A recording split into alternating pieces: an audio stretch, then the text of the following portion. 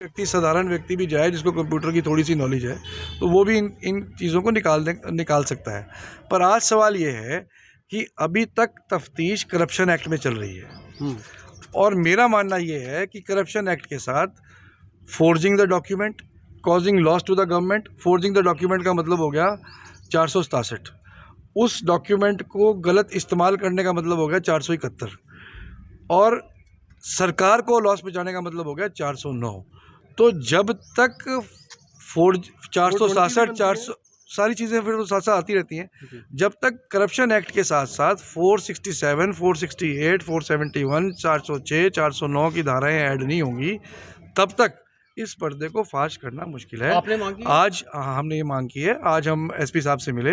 SP Rajesh Phogat बहुत सही दिशा में तफ्तीश कर रहे हैं। इसमें मैं उनको बधाई भी देना चाहता हूं और उनको मैंने ये आज इस एंगल से भी बताया है क्योंकि जो तहसीलदार का रिमांड पेपर था उसमें 467, 71 एडिड नहीं थी, वो सिर्फ करप्शन एक्ट में रिमांड था। तो मैंने उनको सजेस्ट किया है कि अगर इस केस की तय में जाना है तो 467, 471, 406, 409 को ऐड करके ही ये केस जो है पूर्ण रूप से खुलेगा। तो इस पे उन्होंने मुझे विश्वास दिलाया कि निशाना क्या है सरकार की जो कार्यशैली है वो निशाना है, तहसीलदार निशाना है, डीटीपी निशाना है या पब्लिक को अवेयर करना, क्या टारगेट क्या है? देखिए, पब्लिक तो इसमें लुट गई क्योंकि ये 4000 से ज़्यादा रजिस्ट्रियाँ हैं। उन बेचारों को ये नहीं पता कि जो पैसा उन्होंने तहसीलदार को दे दिया उनके तो नो ड्यूज़ अभी भी वैसे के वैसे खड़े हैं, वो उस मामले में लुट चुके हैं।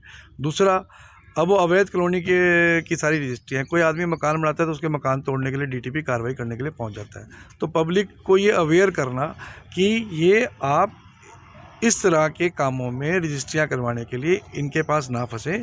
ये आपको बरगला करके, झूठ बोल करके आपके पैसे को ना केवल लूटने का काम करते हैं पर आपकी जीवन भर की मेहनत की कमाई को बर्बाद ये लोग करने का काम कर रहे हैं। एक तो ये है।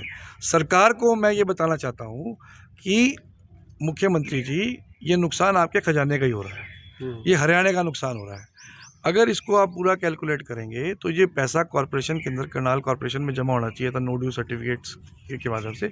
वो सारा पैसा जो है वो कॉरपोरेशन का भारी नुकसान। सर एक सवाल है यहाँ पर, जब ये सिस्टम सारा जनरेट किया गया था, ये एनडीसी होगा, वहाँ से ड्यू सर्टिफिकेट लो, डिजिटल इंडिया होगा, यानी कि पब्लिक को तो फिर कोई फायदा हुआ नहीं इसका। जबकि सब कुछ, अगर ये सब कुछ एक दूसरे के साथ अटैच होता तो भ्रष्टाचार होता ही ना, क्योंकि एक जो आईडी है वो एक ही रजिस्ट्री में इस्तेमाल होती। इसका मतलब तो ये है कि जब भी कोई नई स्कीम गवर्नमेंट लेकर आती है, नई स्थिति बनाती है, तो उस समय एक खाना फिर भी छोड़ दिया जाता है। देखिए, गवर्नमेंट की आपने देखा होगा पिछले 7 सालों में हर जो स्कीम वो लेकर के आते हैं वो फेल हो जाती है। उसका प्रमुख कारण है कि ना तो उसको प्रॉपर्ली तैयार किया जाता, ना प्रॉपर्ली उसको इम्प्लीमेंट किया जाता, ना प्रॉपर्ली उसको मॉनिटर किया जाता। और मैं बारी बारी इस बात भी नहीं होता, कोई व्यूज नहीं लिए जाते। यस, मैं बारी बारी इस बात को उठाता जा रहा हूँ कि मुख्यमंत्री मॉनिटरिंग के प्रोसेस के ऊपर पूर्ण रूप से ध्यान उनका केंद्रित नहीं है। तो जब तक आप इन चीज़ों को मॉनिटर नहीं करोगे, आप कह दो कि भाई आज हमने कार्रवाई कर दी। मैं पूछता हूँ कि पिछले 3 साल से 4 साल से ये तो पब्लिक डोमेन में पड़ा है, ये कोई छुपी हुई चीज़ नहीं है। और मुझे लगता है बीजेपी के नेता भी इसमें सहयोग करेंगे। वो क्यों कहेंगे कि गलत है?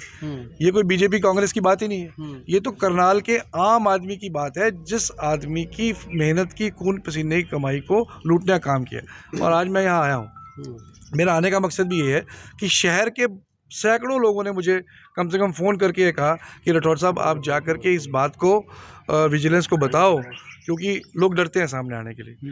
वो कोशिश करते हैं कि किसी ऐसे व्यक्ति के पास जाएं जो उनकी आवाज़ को उठा ले। आप जाइए, और क्योंकि हमारी मेहनत की कमाई पूर्ण रूप से लूट ली गई है तहसील की इस लूट ने। उपल जी, मैं ये बताऊँगा कि अगर आप 4000 इन रजिस्ट्रियों की गट्ठी ढेरी लगा लें और एक साथ रैंडमली हाथ में उठाएँ तो 98% जो है वो फ्रॉड निकलने का काम होगा। तो इन तमाम मुद्दों में मुझे विश्वास है कि क्या सिर्फ करनाल ही ऐसा है जहाँ पर ये सब कुछ हो रहा है? सर राठौर साहब, हाँ जी, करनाल ही है यहाँ पे सब कुछ हो रहा है? ये शुरुआत करनाल से हुई है? देखिए, हमारी टीम काम कर रही है और मुझे लगता है कि ये पैन हरियाणा इसी प्रकार का मॉडल अपनाया गया है। तो सारे तहसीलदार सस्पेंड हो जाएंगे? नेचुरली अगर जिसने गलत काम किया है तो वो सस्पेंड तो निश्चित रूप से होगा। परंतु मैं आपको विश्वास दिलाता हूँ कि मैं हरियाणा की एक ज़िले की मॉनिटरिंग कर रहा हूँ। 50-50 रजिस्ट्रियों का मैं एक सेट बनाने जा रहा हूँ और निश्चित रूप से जिस ज़िले में गड़बड़ होगी उस ज़िले में जा कर के प्रेस कॉन्फ्रेंस भी करेंगे और प्रशासन से मांग भी करेंगे कि इस घोटाले को उजागर किया जाए। मेरा सवाल ये है कि आप देख अभी भी इतना कुछ होने के बाद, डीटीपी पकड़े जाने के बाद, तहसीलदार पकड़े जाने के बाद, उसके बाद भी कॉलोनियों में काम चल रहा है, अवैध कॉलोनियां काटी जा रही है, उनमें डेवलपमेंट चल रही है।